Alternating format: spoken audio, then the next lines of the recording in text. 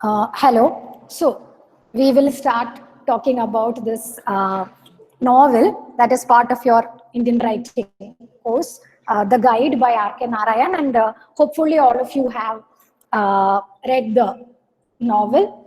Some of you may have read it earlier. R.K. Narayan's വേറെ novels വായിച്ചിട്ടുണ്ടോ ആരെങ്കിലും പഠിക്കാനുണ്ടായിരുന്നു okay. Swami and Friends. Okay. Yeah. So, if you are, anyway, you are all, I think, quite familiar with R.K. Narayan. R.K. Narayan, introduction, you can, of course, look up more details about him. But all of you know that most of his works are set in this fictional town called Malgudi. Right. So, Malgudi is a fictional town, and this novel is set. Most of it is set in Malgudi. But the guide, which was published in 1958, I think, it is actually, it's not a very chronologically written novel. A chronological line plot, but rather it starts with an incident in the present. And then, in the first few chapters, it keeps going back and forth between the past and the present. After a point, there is only the past, and then at the end we come back to the present. അങ്ങനത്തെ ഒരു പ്രത്യേക തരം narrative ആണ്. It's not ഒരു proper chronological linear ആയിട്ടുള്ള ഒരു narrative അല്ല അതിലുള്ളത്. പിന്നെ അതിൽ ഇൻട്രസ്റ്റിംഗ് ആയ കുറെ കാര്യങ്ങളുണ്ട്. നമുക്ക് സമ്മറി പറഞ്ഞതിന് ശേഷം സമ്മറി വളരെ ബ്രീഫ് ആയിട്ട് പറയാം, because most of you would have read it or you would get lots of other summaries. So basically this is a story about a young man named Raju, who is known as Railway Raju. So he was from this town of Malgudi. The novel actually starts when Raju is coming out of jail. So in the beginning we don't know why he was in jail, but he's coming out of jail, and he goes and gets a shave, and he tells the barber that he had a nice time in jail and all that. And then he goes, it's as if he doesn't have a destination. And he ends up in a village called Mangal. Mangal and the പേരുള്ള വേറൊരു വില്ലേജിലെ ആള് എത്തിച്ചേരുകയാണ്. And he goes and sits there, and somehow he gets acquainted with a man named Velan. This is all happening in Tamil Nadu. Okay, so Velan ennu parna oraalum ayalude oru nephew ഒക്കെ ആയിട്ട് അങ്ങോട്ട് വരികയാണ്. And somehow Velan is a very ordinary person. He's a peasant from that village, and when he talks to Raju, he gets the idea that Raju talks as if he is a very enlightened person. അയാൾ ജയിലിൽ നിന്നാണ് വരുന്നത് എന്നൊന്നും വേലനോട് പറയുന്നില്ല, പക്ഷെ രാദർ അയാൾക്ക് എന്തൊക്കെയോ കാര്യങ്ങൾ അറിയാം, എന്തൊക്കെയോ കുറച്ച് എൻലൈറ്റൻഡ് ആയിട്ടുള്ള കുറച്ച് ഇന്റലക്ച്വൽ ആയിട്ടുള്ള രീതിയിലൊക്കെ അയാൾ സംസാരിക്കുന്ന കേട്ടപ്പോ വേലൻ gets his idea that Raju is some kind of a swami. അയാളെന്തോ ഒരു some kind of an ascetic, some kind of a സ്വാമിയാണ് എന്നുള്ള ഒരു വിശ്വാസത്തിലാണ് അയാൾ നിൽക്കുന്നത്. And then he tells Raju that I have a problem, that is my younger sister. I have a problem with my younger sister. So Velan's father had more than one wife, and his youngest wife had a child, that is his younger sister. So Velan and this sister are very much apart in age. So she is almost like a daughter to him. Actually she is a sister, but she's like a daughter to him. She's just 14 years old, and they are trying to get her married off. And this is a time when as soon as girls attained puberty, they were married off. So Velan and his family want her to get married, but she doesn't want to get married. She's refusing to get married, even though they have found some supposedly good alliance for her. So Velan wants Raju to talk to this girl and convince her, because from whatever Raju has been saying, Raju എന്തൊക്കെയോ പരസ്പര ബന്ധമില്ലാതെ അയാളോട് പറയുന്ന കേട്ടപ്പോൾ രാജു എന്തോ വലിയ സ്വാമിയാണ്, സിദ്ധിയുള്ള മനുഷ്യനാണെന്നൊക്കെ വേലൻ വിചാരിക്കും. And then he thinks that if Raju will talk to my sister, if the Swami will talk to my sister, then maybe എൻ്റെ സിസ്റ്റർക്ക് ഒരു മാനസാന്തരം വന്നിട്ട് she will change her mind, and she will also become good. She will do whatever the family is telling her to do, which is basically to get married. അങ്ങനെ ഒരു ദിവസം ഈ സിസ്റ്ററെ കൊണ്ട് വേലൻ വരികയാണ് രാജുവിനെ കാണാൻ. And Raju doesn't talk to her. Raju says to Velan that I am not going to talk to her about the things that you said. But she comes and sits with him and just listens to him, and he talks very normally. And then he says, I know you asked me for a particular thing. You wanted me to advise her about her marriage, but I am not going to do that, because എല്ലാത്തിനും അതിൻ്റെതായ സമയമുണ്ട് വേല എന്നുള്ള രീതിയിൽ ഇയാൾ പറയും. This is not the time. I feel this is not the right time. അത് കേൾക്കുമ്പോൾ വേലൻ പറഞ്ഞു, ശരിയാണ് ശരിയാണ്, എല്ലാത്തിനും അതിൻ്റെതായിട്ടുള്ള സമയമൊക്കെ ഉണ്ട്, so we have to go according to that. And he knows that he can't push the swami. But what happens that when Velan goes back home, the sister starts crying to everybody and says that I have been doing something very wrong all this while. Itrayam kalam, all of you have been telling me for my own good to get married. You have found me an alliance and I have been saying I'll not do that. നിങ്ങളുടെ എല്ലാവരുടെയും മനസ്സിൽ ഞാൻ വിഷമിപ്പിക്കുകയായിരുന്നു. ഇന്ന് സ്വാമിയുടെ അടുത്ത് ചെന്നപ്പോൾ സ്വാമി ഒന്നും പറഞ്ഞില്ലെങ്കിലും സ്വാമിയുടെ ആ ഒരു പ്രസൻസ് ചെന്നപ്പോൾ I got the sense that what I did was wrong. So I will actually agree to this. So the girl agrees to the marriage, and immediately not just Velan but all the people in his family immediately decide that Raju definitely has some kind of a divine power and the divya siddhi inde, because without saying anything he was able to influence this girl. And then slowly the other villagers also get to hear about this, and they come, and all of them keep coming to Raju with fruits and milk and all kinds of things. So they keep bringing him offerings as if he's like a real Swami, and he will eat all that, he will sit with them, talk to them. He has a very nice life. He doesn't have to do any job, anything, and he's happily sitting and enjoying. Now all this is again this is happening in the first few chapters, and it is along with this Raju is remembering things in his past, but I will tell you the past story together. So ingeneyakku povunna samayathu what happened was that a couple of things started happening simultaneously. One is that that particular village, there is no rain in that village, and because of that the river has started becoming very the water level has gone down, and people are finding it very difficult and all that. So crops are failing. All those problems are being faced by the ordinary farmers and people of the village. So that is happening on the one hand, and people keep coming to Raju to tell him about it, and Raju keeps saying something and all. So one day Velan decides to go to Raju to ask him to pray for the rains.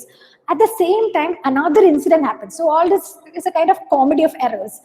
Another incident happens, which is that two villagers have a fight, and Raju gets to know about it. So he calls a little boy who's actually Velan's nephew, but that boy is slightly mentally challenged, so he's not completely reliable. But Raju calls that boy and says, you go and tell the villagers that if they don't stop fighting, I will not eat.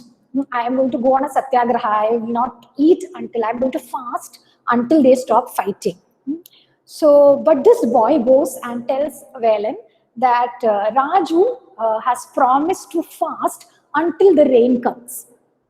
So all the villagers believe that Raju is going to not eat any food. He is going to be on a fast until it starts raining.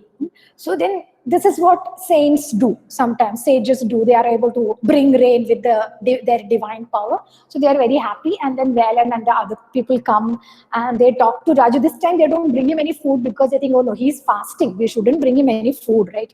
So they come and they talk to him, and Raju also talks to them very happily without knowing that this confusion has happened. He doesn't know that they think he's on fasting. Anyway, they leave, and then he remembers, oh no, they didn't bring me any food, but he had some little rice, fruit, something left over from the previous day. He eats that, and then the next day Velan comes again. He doesn't bring any food.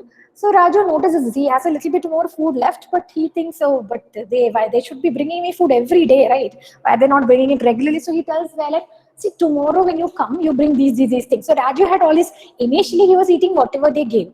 After that he had this little bits of things that he wanted to make. He said, bring me some ghee, bring me some that, I want to make bonda.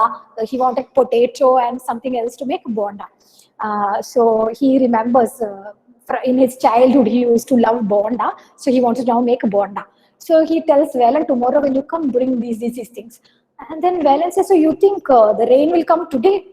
And that is when Raju realizes something is strange. Raju says, what do you mean rain? And then Velan says, but I heard that you are on a fast until the rain comes. If you ask me to bring food tomorrow, that means you must be so convinced that it is going to start raining today.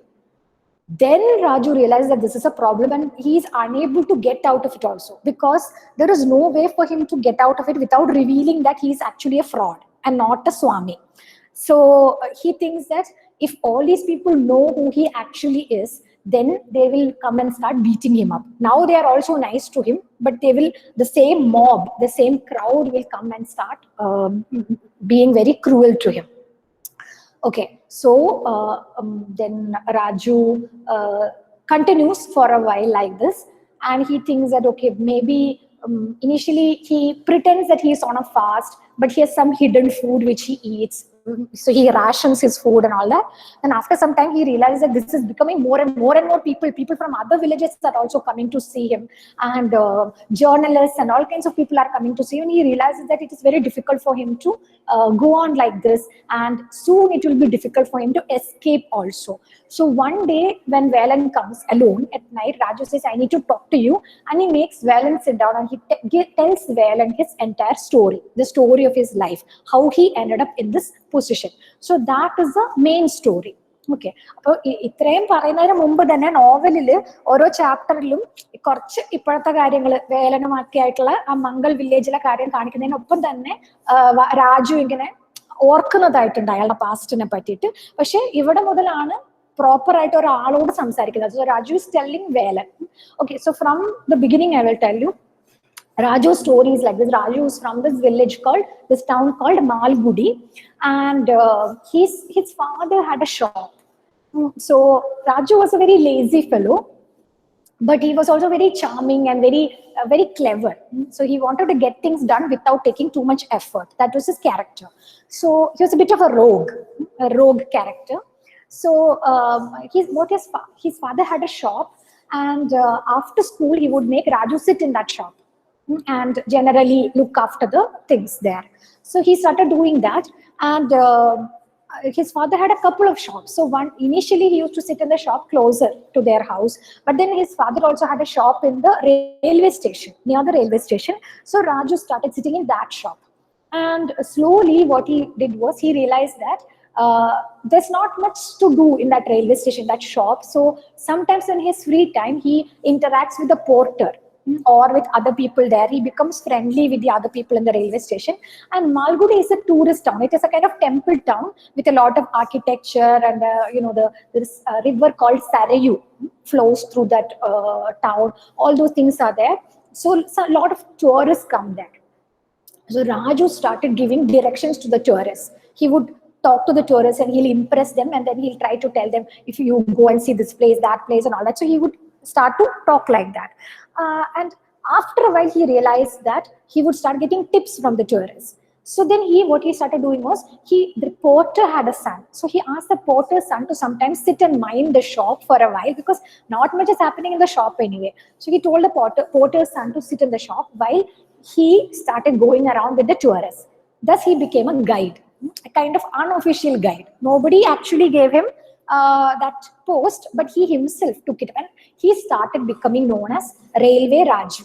That's why, because he was around the railway station, he had a shop in the railway station, but he was a guide. He'll pick people up from the railway station, he starts taking them around. So that is how he became known as as Railway Raju. And so he was actually a teenager when he started doing that, but he became more and more involved in this, and he started paying less and less attention to either his studies or the shop. And then his father dies, and his mother can't actually look after the shop or anything, so she completely depends on Raju. And Raju doesn't bother about the shop because he's getting a lot of tips from the tourists, and he's getting commissions from other people. Like he has I forgot the name of that person. He has a typical driver, a taxi driver whom he takes, and whenever tourists come, he calls Gafur. Yeah, Gafur ka dost. So I think it is Gafur. I will check and tell you. So he gets commissions from that guy, because every time a good tourist comes, this driver will be called for everything, and he will get tips also. Then he will take them to stay somewhere, and he'll get commissions from those places also. So like that, he does all those things, and he doesn't bother about the store at all. And his mother keeps telling him, don't trust the porter's son so much, because it is not, ultimately, he's not our family. He can cheat you. So don't trust him, and don't give the entire store over to him. Don't entrust him with the store all this while. And this is not a good thing to do. This going around like a guide and all, you sit there earn money, become a good shopkeeper like your father was, or at least either do that or you should study and become something. That's what the mother wants for him, but Raju doesn't pay any attention to the mother. Anyway, he grows up, he goes on like this, and then one day, two people come. It's a married couple, and actually he doesn't know the name of the husband at all, but he calls him Marco because this fellow is dressed in a very strange way. He is a kind of archaeologist. So he has a big bag and he looks like an explorer. So Raju says that he looks to Raju like what he imagines Marco Polo would look like, the explorer Marco Polo. Because of that, he calls this fellow Marco. Like, he refers to him in his mind as Marco. And nobody knows what Marco's real name is. So he's not a European or anything. As far as we can tell, he's an Indian. But because he's an explorer and actually he's an archaeologist. But because he looks like an explorer, Raju calls him Marco. And there is this really beautiful woman with Marco, who is Marco's wife. Raju later gets to know that her name is Rosie. Okay. And then from at first sight, Raju falls head over heels in love with her. And he's not at all interested in Marco. And Marco, however, is interested in seeing some rare caves. So there are some caves in Malgudi which have some rare formations, something like, I think he's either an archaeologist or a geologist. I'm not sure which one he is. So he's looking at all these rare formations inside the caves, and he wants to see all those things. So Raju initially he takes them to all the usual tourist places, and then Marco says, I want to go to this cave. And from the beginning, Raju gets a sense that everything is not quite okay between Marco and Rosie. That he gets a sense that Marco is completely into his work. He's not interested in anything around that. He's only interested in his work. And Rosie, however, is she's very lovely. She seems to be very passionate about things. And all in all, Raju gets a feeling that Marco doesn't completely look after Rosie. Like he doesn't make Rosie happy. Rosie is not satisfied or happy with Marco, and Marco kind of he has a very dismissive attitude towards Rosie. So Raju uses this as an opportunity to get closer to Rosie. So whenever, and Rosie gets very bored when Marco is exploring his caves and other things. So after the first few days when they were looking at the tourist destinations, Marco tells Raju to take Rosie to see other tourist places while he is working on he's doing his own work. Raju is very happy, and then he asked Rosie, where do you want to go? And Rosie says, can you take me to see a snake dance? So she's interested in seeing a snake dance. So Raju immediately calls his contacts, finds out a snake charmer. He takes Rosie to this place where the snake dance is happening. He pays that fellow and all. And the snake dance begins, and Raju sees that Rosie is moving her hand as if it is a snake. So she is very graceful. She makes these graceful movements, and Raju gets a sense that she is a dancer or she has a lot of interest in dance. She moves her hands in a very graceful manner, and she's very excited about the snake dance. But when she tries to convey this excitement to Marco, we see that Marco is not at all interested in these things. And when Marco talks to Raju and Rosie about whatever he has discovered in the caves, neither of them is interested in that. So they go on like that, and then Marco wants to go to some further caves, little further away. So Raju gets these two people a kind of guest house, and he also keeps going, and every day he goes there, and he takes them both to the caves. And then after some time, Rosie is bored, then he takes Rosie around, and then they go around and all that. And slowly, a kind of sympathy develops between, not sympathy, kind of connection develops between Rosie and Raju. And then Raju one day goes, when Marco is in the caves, he takes Rosie to the guest house, and then he confesses his love to her. And then she says, how can you love me? You don't know anything about me. You don't know what kind of background I come from. And then he says, I don't care. Then and he also asks her about herself. So she says that I actually come from a family that is not considered very respectable. And she doesn't use the word, but from her description, we realize that she comes from a Devadasi family. So her mother and her all her ancestors were all Devadasis, but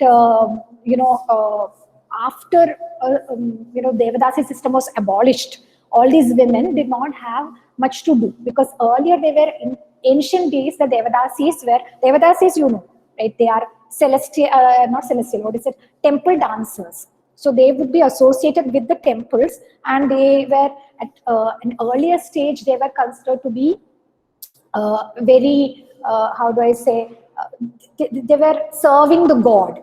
Devadasi, they were the servants of the god, and they would dance for the god. But after the point, what happened is that if the king or the Brahmins came there, they had to serve them also, because the king and the Brahmins were considered to be equal to God, almost like serving them was equal to serving God. So ultimately they became like prostitutes. So they would be very good artists who sing and dance and all, but they would also have to do this kind of a job for the sex work for the king and the Brahmins only, not for any other people. But after the abolition of the system, so while the system was going on, they would get a lot of gifts and a lot of things from the king and the Brahmins. So they had, even though it was this kind of a job, they were respected in society because they were considered to be artists, divine artists.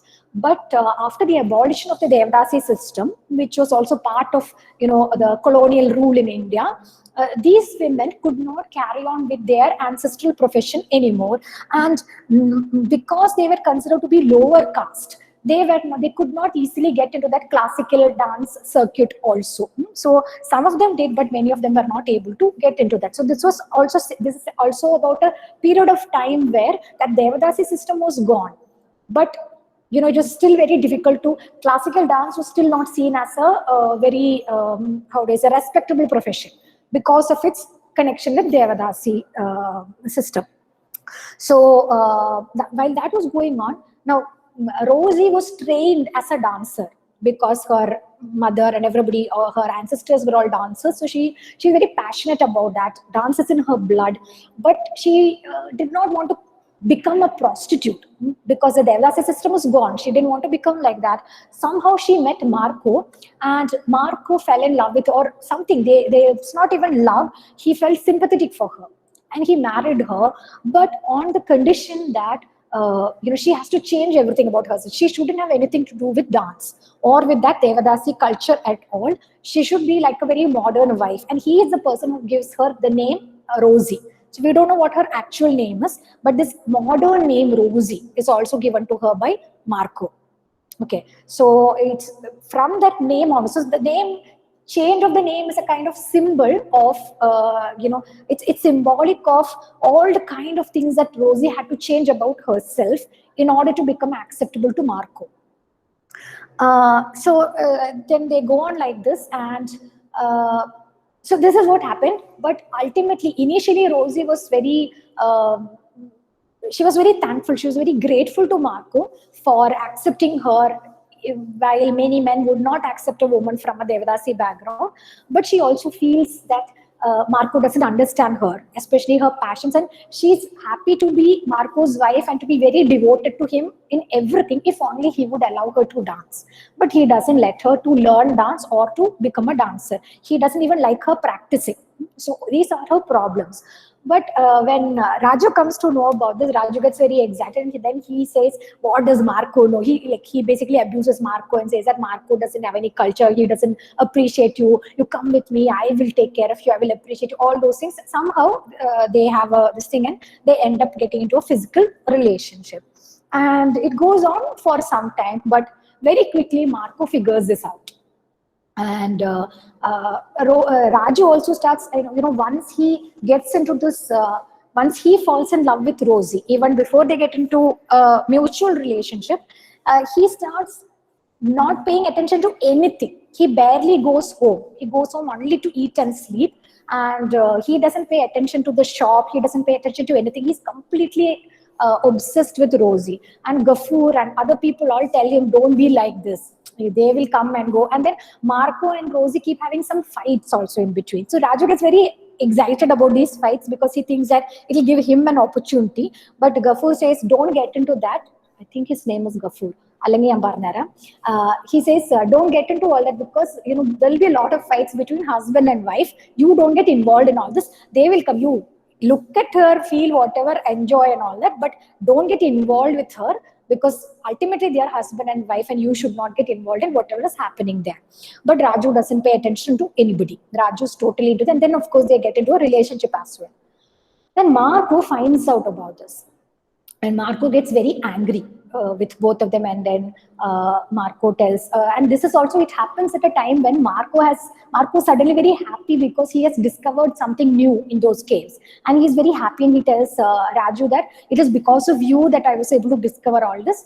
So when I write a book about it, I will definitely acknowledge you. But Raju doesn't care about all that, and that is when Marco slowly realizes that something is going on between Raju and Rosie, because the people in the guest house have been paying a lot of attention to him. He is coming and staying with her when Marco is not there and all. And both Raju and Rosie never paid attention to what's going on around him.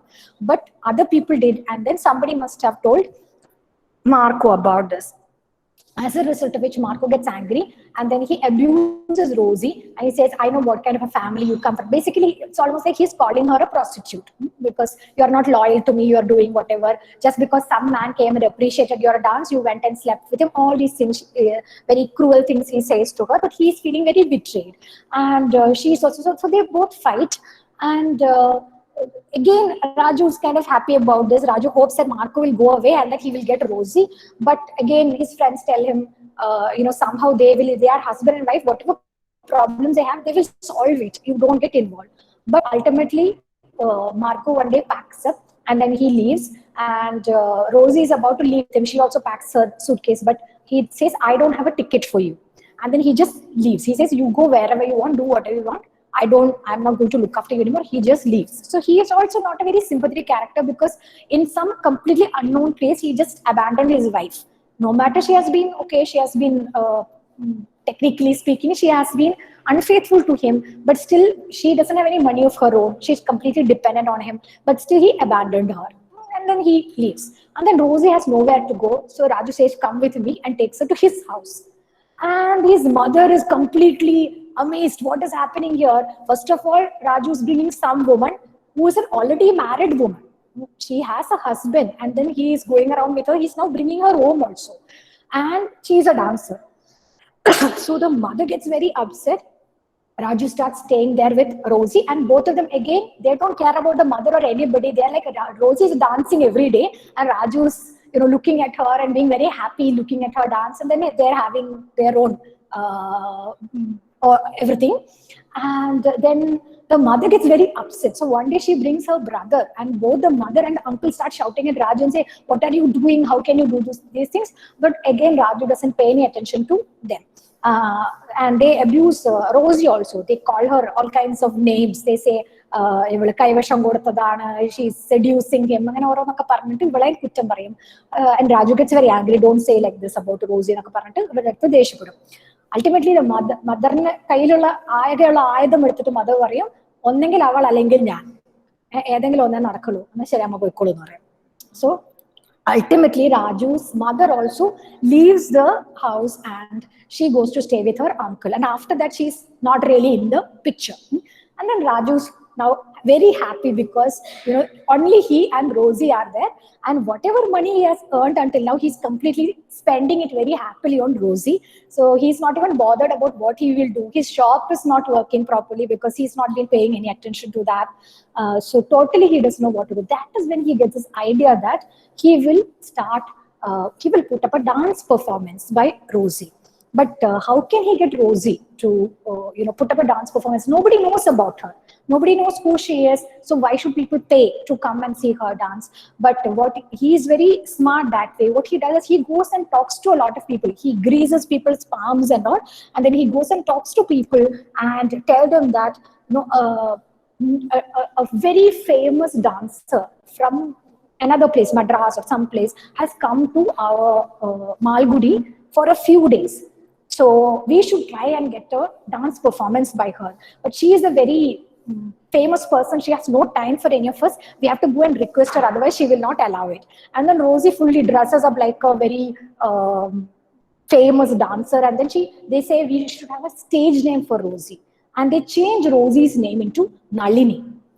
So because if the name is Rosie, nobody will take her seriously as a classical dancer. In order to get accepted as a classical dancer, Raju suggests that she should change her name, and then she accepts the name. She takes the name Nalini. So whereas a first name change to Rosie from whatever it was before was under the influence of Marco. Marco forced her to leave what she loved, which is dancing, and become somebody else. So that name change, Rosie, is indicative of leaving her real self behind and trying to become somebody else, a modern woman who can make her husband happy in modern day India. Whereas here the second name change, even though it is under Raju's influence, it is what Rosie actually wants. So she is in some sense, by becoming Nalini, that is her way to become a classical dancer.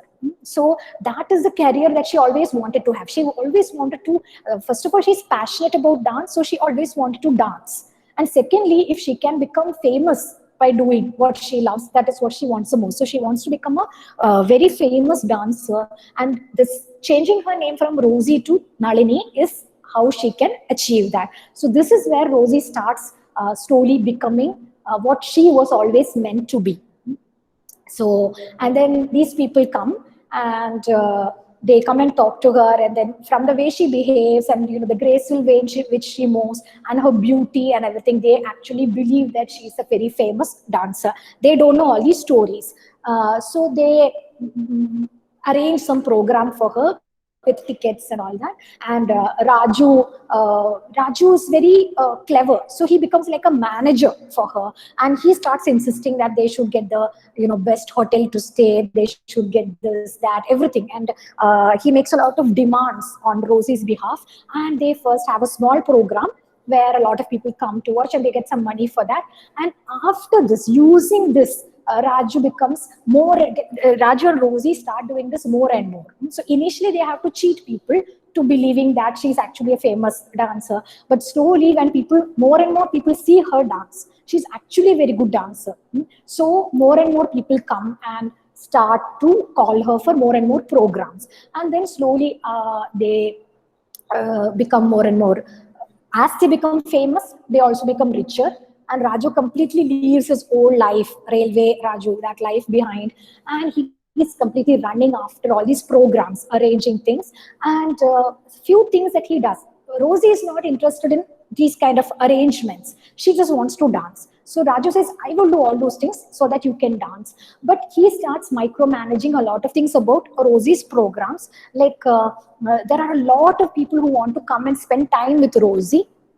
But Raju decides who should get to spend time with her and who shouldn't. So there are a lot of musicians and other people that she also enjoys spending time with, but Raju doesn't want them to have much to do with Rosie. Instead, he gives free passes and free tickets to, or special invitations to some influential people like magistrates and government officials and people like that, so that he can build a kind of network using them. So ultimately, even though he loves Rosie and he is helping Rosie to achieve her dream, he is also in some sense manipulating Rosie or making use of Rosie in order to achieve his own goals, which is basically to become richer, to have a network of powerful people around him, etc. So things go on like that. And then one day, Raju gets two things happen. First of all, Marco sends a parcel for Rosie in which he has sent an old some jewelry of hers. So when they got married, there was some jewelry of hers which is with Marco, some necklace or something, and it is a expensive necklace. Marco sends that to Rosie, but just 2 more minutes, okay, then we'll stop. Marco sends that to Rosie, and however, Raju is the one who intercepts this package. And what he does is he he forges Rosie's signature, and he takes this. And it's not because he wants the necklace, but he doesn't want Rosie to know that Marco sent this necklace because he's afraid that Rosie will leave him and go back to Marco. Second thing that Marco sends him is a book. The book that Marco has written, in which he has acknowledged Raju. So he sends it to Raju. Marco directly sends that book to Raju. This also he hides from Rosie. Because again, if Rosie sees this, she might think that Marco is actually a good person. Because from the time that she left Marco or Marco left her, she has been very sad because every now and then she used to keep thinking that actually he is one fellow, I should never have done this, I am ultimately his wife, I should have been more devoted to him, I am doing something very immoral. So she has all these confusions in her mind, but at the same time she loves Raju and she also wants to be free. So Raju knows that she has this oscillation in her mind, and if she gets one little hint that Marco is not a horrible person, that Marco actually is somebody who cares about her, then she might leave Raju and go back to Marco. And now she's achieved everything. So Raju has no more hold over her. He is afraid that now she has achieved everything. She's so rich and famous, she can even go back to Marco and leave Raju. So he's very worried about these things. So he makes this huge mistake of hiding these two things from Rosie, which is ultimately not going to lead to a good mistake. We'll stop here, and tomorrow, I think first hour, right, 9 o'clock, we will continue. Guys, those who are online, come back with the same link tomorrow. Okay. Yes, ma'am. Okay. So I am stopping this.